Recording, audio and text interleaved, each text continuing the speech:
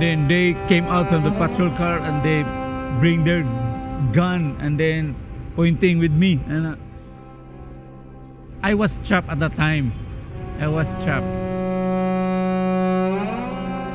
I put in my mind, in my heart, time will come, I will revenge with you all.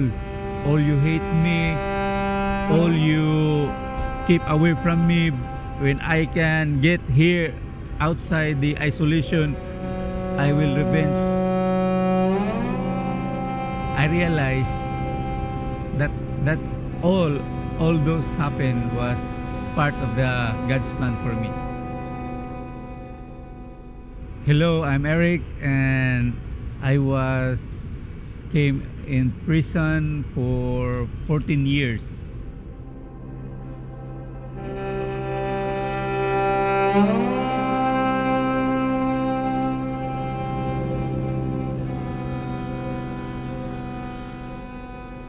Sa una, bata pa ko, gipadako man ko sa akong mama nga maayo.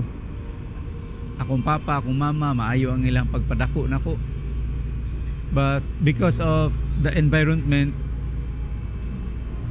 natintal ko sa mga barkada. So nagdako ko nga nakabarkada ko og snatcher, so I become snatcher. And nakabarkada ko mga tulisan, then I become a tulisan, robber.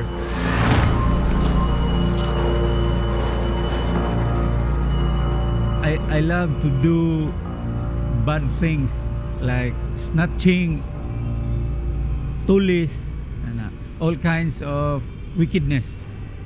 When I was 17 years old, I saw two girls standing along the road, bringing their bags. And when I observed those girls, there was taxis, jeepneys, but they didn't ride. So I think maybe they're waiting their personal car, someone to pick up them ba. So they are not riding in jeepney, they have a personal car or personal driver. So in the bag maybe more some money, jewelry, like that. So I robbed those girls. I robbed, and then the girl was run and then shouting along the highway. There was a police car on that moment, and then the patrol car starting to observe there was a crime happening, and then they alarmed the siren. Yeah, me was handling a gun. I was trapped at that time, and then they came out from the patrol car and they bring their gun and then pointing with me. Get down, get down, get down.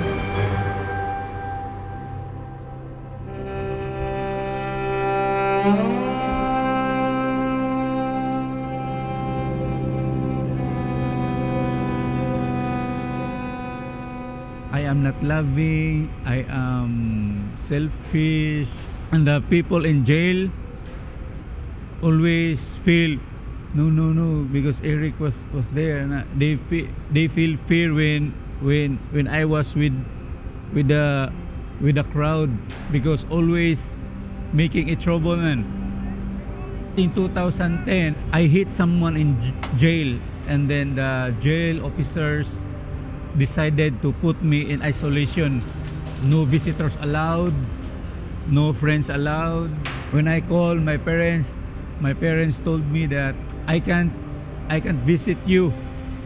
My girlfriend, I also called, but he refused to visit me. My friends was keeping away from me, and that moment I feel I was alone.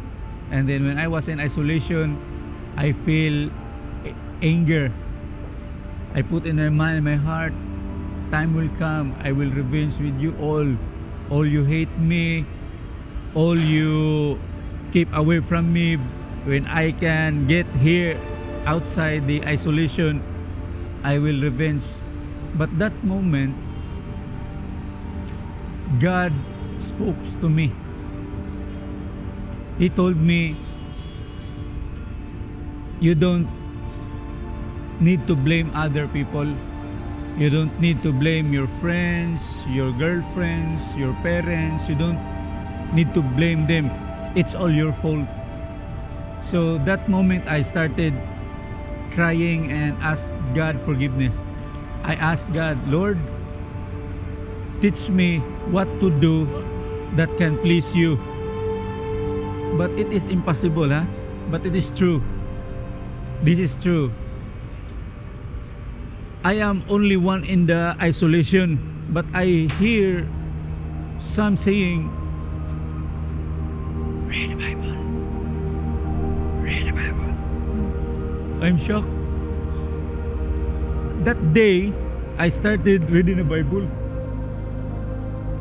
When God spoke to me and I already reading the Bible, the verse in 1 John chapter 4 verse 20, it says,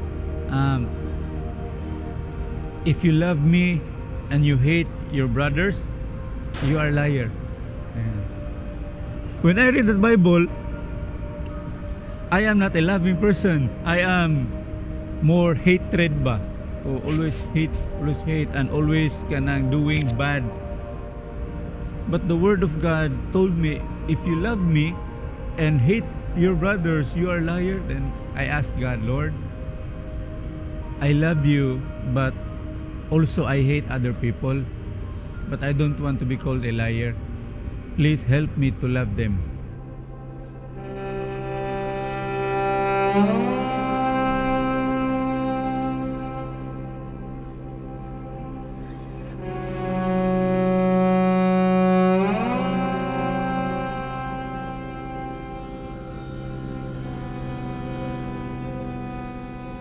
He has a sisters who was selling drugs. When the police raid that house to catch that drug dealer, she was not there.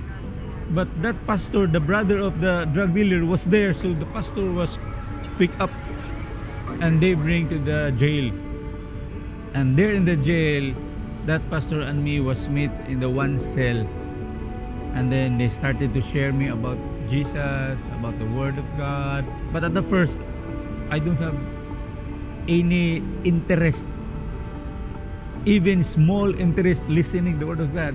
No, but I realized that that's the starting point that God will change my heart, my mind.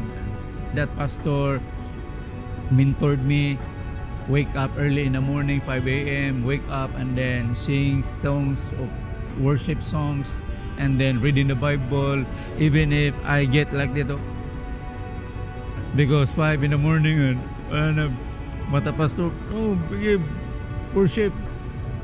God used the jail there to start seeking Him. And that pastor was released now.